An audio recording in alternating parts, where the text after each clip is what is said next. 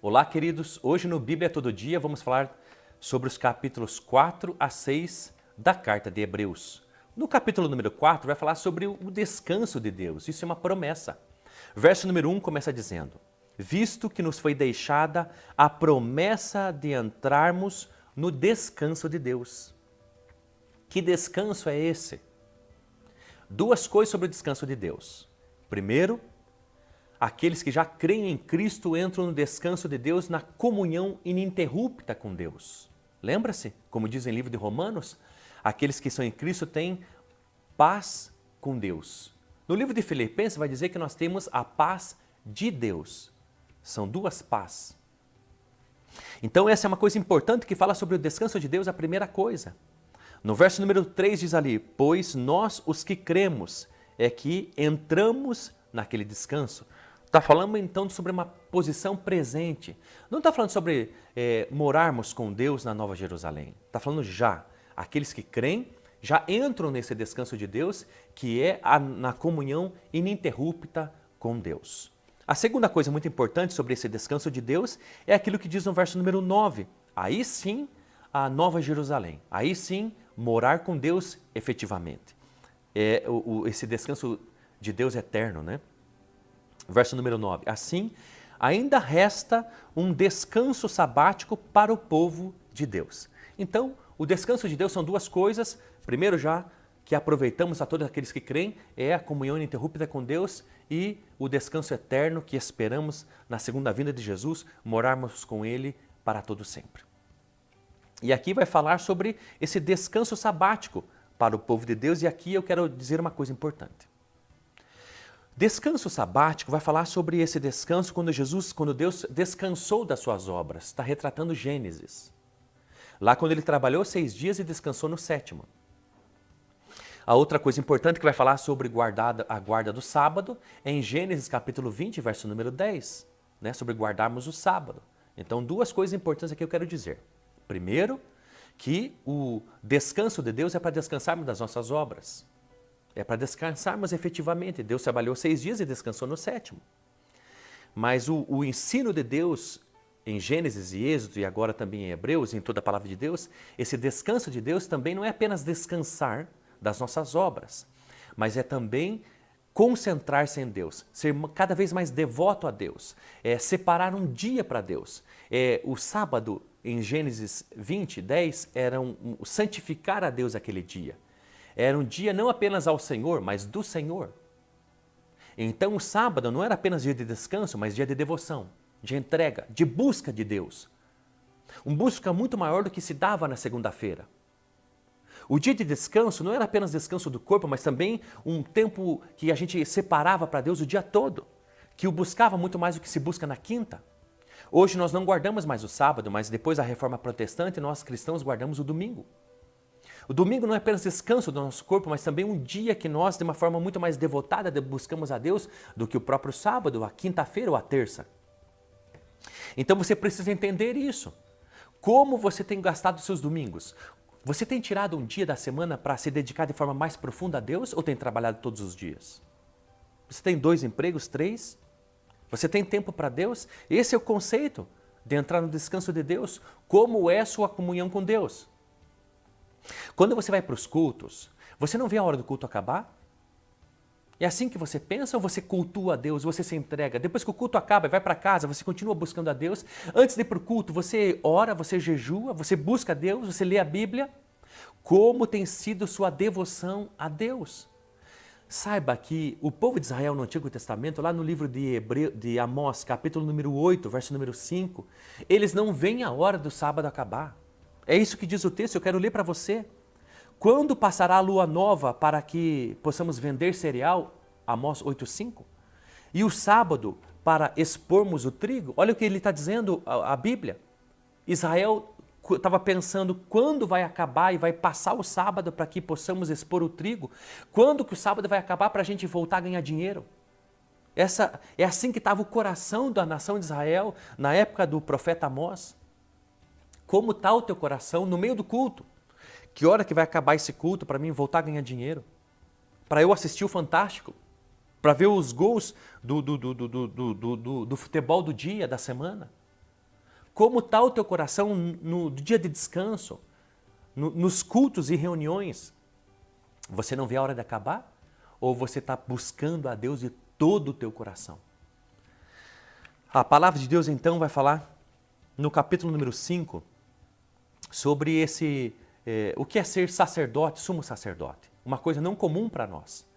O que é ser sumo sacerdote? Vai falar então sobre as qualificações desse ofício, desse sacerdote. Primeiro, ele é escolhido entre os homens.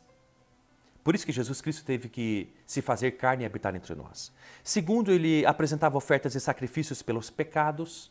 O tempo todo, todos os dias, o sacerdote estava oferecendo ofertas e sacrifícios pelos seus pecados. E também pelo do povo. Jesus Cristo, você sabe, 100% Deus, nunca pecou. Mas ele veio oferecer a si mesmo como sacrifício pelos pecados da humanidade. No verso número 2, o sacerdote era capaz de se compadecer. Jesus se fez carne e é capaz de se compadecer de nós. No verso número 4, chamado por Deus. Não era qualquer um que podia ser sacerdote no Antigo Testamento, tinha que ser da tribo de Levi, chamado por Deus. Jesus Cristo também foi chamado por Deus. Aqui as qualificações do sacerdote, e aí no verso número 5 ao 10 vai falar sobre, então, as qualificações do sacrifício perfeito, porque você sabe que os sacrifícios do Antigo Testamento não eram perfeitos. Por isso que tinha que se oferecer constantemente, de forma ininterrupta, todos os dias. Mas Jesus Cristo morreu por nós na cruz do Calvário apenas uma vez. Por quê? Foi o sacrifício perfeito aos olhos de Deus. Uma coisa interessante, talvez tenha chamado a sua atenção no verso número 7, aos seus olhos, quando você leu. Durante os seus dias de vida na terra, Jesus ofereceu orações e súplicas, em alta voz e com lágrimas, àquele, quem? Deus, que o podia salvar da morte. Olha que coisa mais linda. Olha o segredo que está dizendo aqui. Jesus estava orando, e orando de tal forma com orações e súplicas e com lágrimas a Deus, aquele que podia o salvar da morte. Está retratando aqui aquele ato, aquela situação da história do Getsemane, que Jesus Cristo orou, tanto que suou lágrimas, gotas de sangue. Ele orou a Deus porque Deus podia o salvar da morte, que Jesus estava com medo de morrer na cruz? Claro que não. Mas que salvar da morte é dois aspectos da morte. Morte física, que Jesus, concernente a essa, não estava preocupado de apanhar e de ser crucificado. Mas ele estava aqui clamando a Deus para que o livrasse da morte espiritual. Porque a primeira vez em toda a eternidade que o Deus Filho, que Deus Jesus Cristo seria separado do Deus Pai, seria aqui. Porque o pecado é tão terrível que nos separa de Deus. E aqui, nessa morte espiritual que Jesus estava falando, Pai, nós seremos separados pela primeira vez por toda a eternidade. Por isso passa de mim esse cálice. Por isso que Jesus Cristo disse na cruz, Deus meu, por que me desamparaste? Era disso que Jesus estava retratando. Então, diz a Bíblia no final do verso número 7, sendo ouvido por causa da sua reverente submissão. Deus era tão obediente, Jesus era tão obediente, o Deus Filho era tão obediente ao Deus Pai.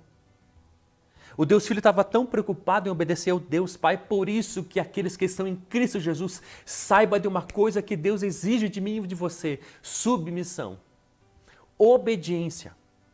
O verso número 8 vai dizer então, embora sendo filho, aprendeu a obedecer por meio daquilo que sofreu.